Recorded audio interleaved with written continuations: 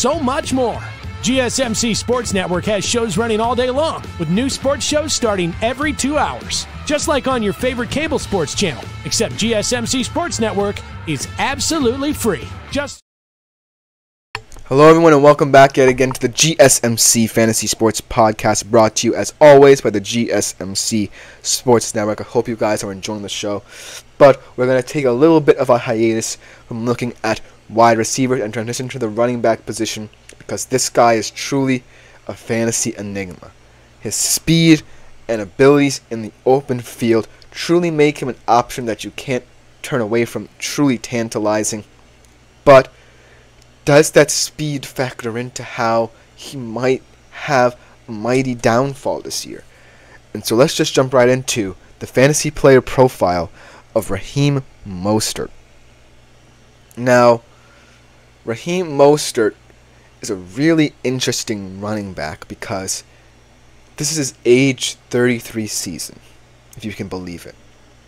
And in a Miami Dolphins offense that predicates itself on outpacing every single opposing defense they face, having a guy like Raheem Mostert seems to be a lot more valuable than people think, because not just having speed at the wide receiver position, but making you honest in the run game can really be an effective way to truly make the Miami Dolphins not just playoff contenders, but Super Bowl contenders.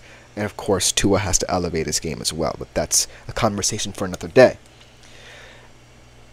But the main caveat, the main kind of thing that's disconnecting me from truly saying that Raheem Mostert is here to stay is not just age, but the fact that he might just be too speedy. And it sounds cliche to say that, but think about the many different ways that Miami can take advantage of what they have at their disposal. They have one of the best fast receivers in NFL history, in my opinion, in Tyreek Hill. You have a solid wide receiver too in Jalen Waddle, who's a savvy route runner. And you have a quarterback in Tua Tagovailoa, who is starting to get a little bit more comfortable in this league. And so, will speed at the running back position really make you quote-unquote better, or will it just make you more appealing? And that's kind of the thing that I'll try to dissect as we look over Raheem Mostert. Throughout his career, he's garnered 649.1 fantasy points. Last year, of course, was his best year. 242.7 fantasy points, and of course, is the 18 touchdowns, led the league amongst all running backs, 10th in rush yards with 1,012. He was, in fact, the running back 4 in fantasy, so as you can see, he was high up there in terms of yards and touchdowns, so that's what resulted from it. But there are some areas where he might be a little bit more iffy than you might think. 17th in yards per touch, 6th in explosive run rate, 11th in missed tackles force. Next year, much like me, the fantasy odds are kind of cautioning people and warning people about what might happen with Raheem Mostert. 817 yards, 9 TDs, 175 receiving yards, and 2 TDs for a total of 169.4 points.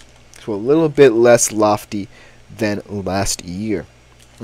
And so I kind of want to get more into this point of being too speedy, because the Miami Dolphins last year, their downfall really was kind of due to Tua, but it was also due to the fact that a lot of opposing defenses started to not necessarily care about how Miami beat them, and mainly started to focus in on what can we take away that really makes sense in terms of stopping what the Miami Dolphins offense can do. And that turned out to be the run game, because it placed a lot of weight onto his shoulders, and as a result, he faced a lot more pressure, and as a result, the Dolphins kind of collapsed around him.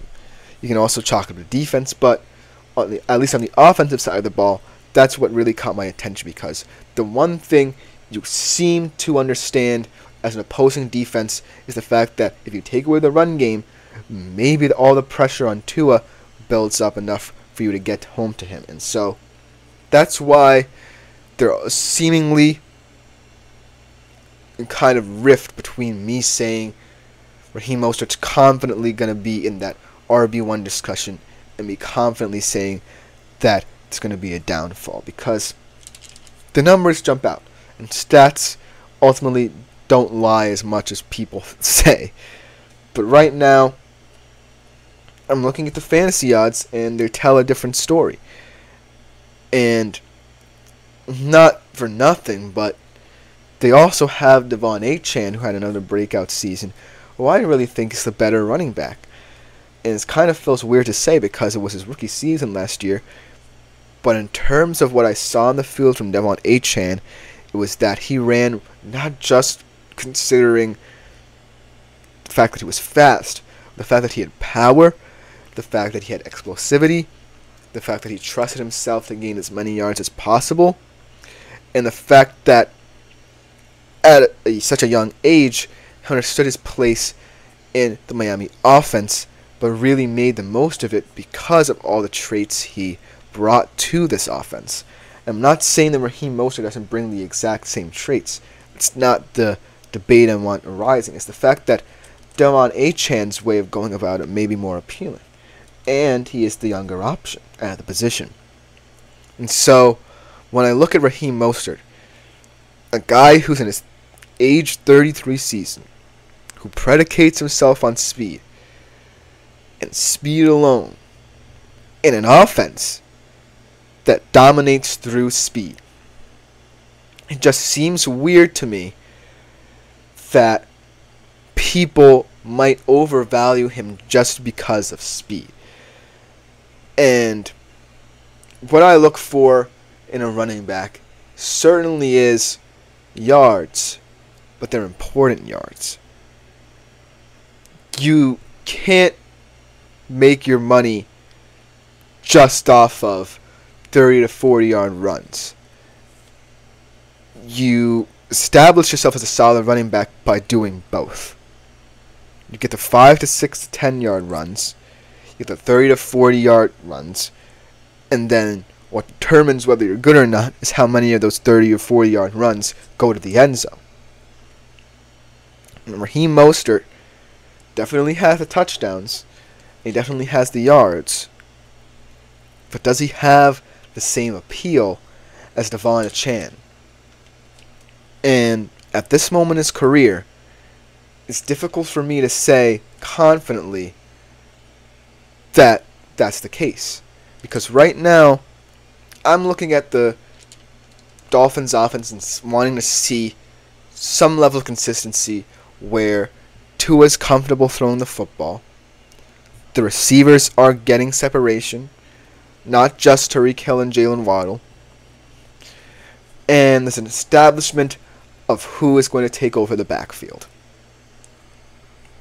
And right now, while Raheem Mostert definitely has the stats to back him up, he doesn't necessarily have A, the age, or B, the appealing kind of aura about him that says, I'm going to maintain what I just did last year. The fact that his career year came in an age 32 season is also another one of concern. I think that for what it's worth, last year I think the Dolphins got the most out of him that they're going to get.